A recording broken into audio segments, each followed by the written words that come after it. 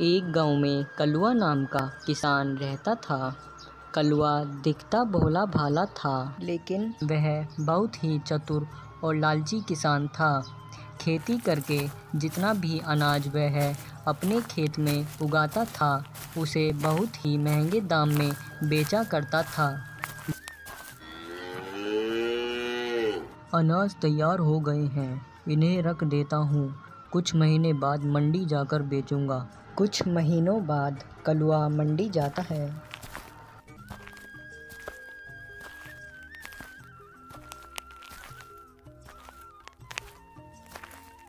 ग्राहक उसके पास अनाज की बोरियां खरीदने आने लगते हैं।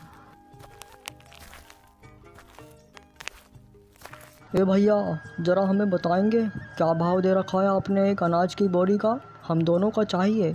एक बोरी 2000 रुपया की है। कितनी बोरी चाहिए आप दोनों को? मगर भैया, पहले तो ई बोरी 1000 में थी, दो आप 2000 रुपया में बेच रहे हो। ऐसे क्या लूट मचा रखी है तुमने? तुम दोनों सुनो मेरी बात। अगर तुम्हें ये 2000 रुपये में बोरी एक लेनी है तो लो, वरना जाओ यहाँ से। हाँ नहीं तो।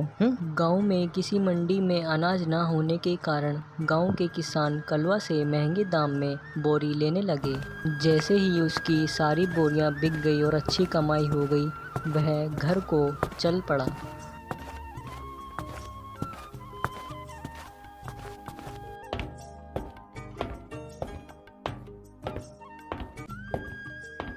कलुआ घर आकर बोलता है, अरे बाबा, मेरी जैसी बुद्धि हो तो मेरे जैसे आदमी तो 2-3 में से 1-2 करोड़पति बन जाएंगे। तभी कलुआ की पत्नी बाहर आती है।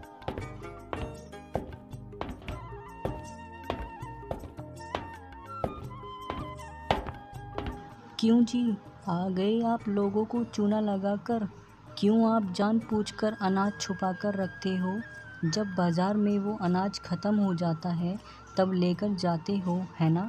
और महंगे दाम पर बेचते हो। क्या आपको ज़रा भी बुरा नहीं लगता?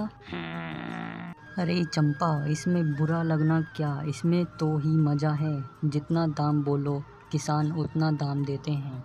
यह सही नहीं है, आपको ऐसा नहीं करना चाहिए। ईमानदारी से पैसा कमाइए और सही दाम में अनाज बेचिए। सोचिए, आपको देखकर हमारे बच्चे क्या सीखेंगे। ऐसा कहकर चंपा वहाँ से चली जाती है। हे भगवान, मुझे ये पत्नी कैसी मिल गई जो अच्छा पैसा देखकर भी मुंह बनाती है।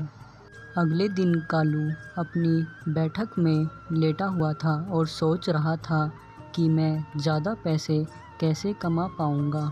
मुझे कुछ करना पड़ेगा, मुझे इससे भी ज़्यादा कमाई करनी है।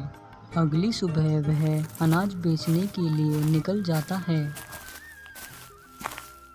तभी वह अचानक से देखता है कि एक वृद्ध औरत जिसकी एक आंख नहीं थी, उसके पास अनाज का भंडार था। तभी कालू को एक विचार आता है, क्यों ना मैं इस बुढ़िया से सारा अनाज लेकर अच्छे दाम में बेच दूं।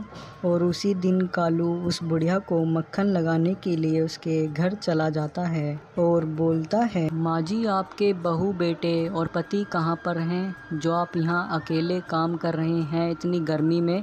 बेटा, मैं इस घर में अकेली रहती हूँ। मेरा इस संसार में कोई नहीं है। बस मेरी थोड़ी बहुत खेती बाड़ी है जिसे मैं अकेले ही कर लेती हूँ। ऐसा मत बोलिए माँ जी, मैं हूँ ना आपका बेटा। मैं आपका अनाज बेच कर आया करूँगा और आपके पैसे लौटा दिया करूँगा। यह कहकर कल्लू वहाँ से चल पड़ता है।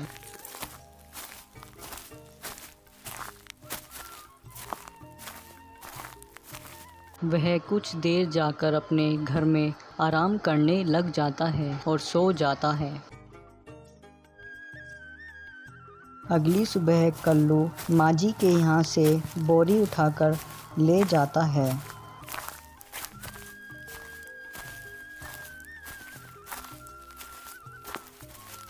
यह लो भैया, आपकी बोरी आ चुकी है, मुझे 2000 रुपये दे दीजिए। कालू पैसे लेकर बूढ़ी औरत के यहाँ जाता है और कहता है, माँ जी, मैंने पूरी कोशिश की लेकिन उसने मुझे 1000 ही रुपए दिए हैं गेहूं की बोरी के। कोई बात नहीं बेटा, तुमने तो अपनी तरफ से पूरी कोशिश की है। जो मेरे नसीब में होगा वही मुझे मिलेगा।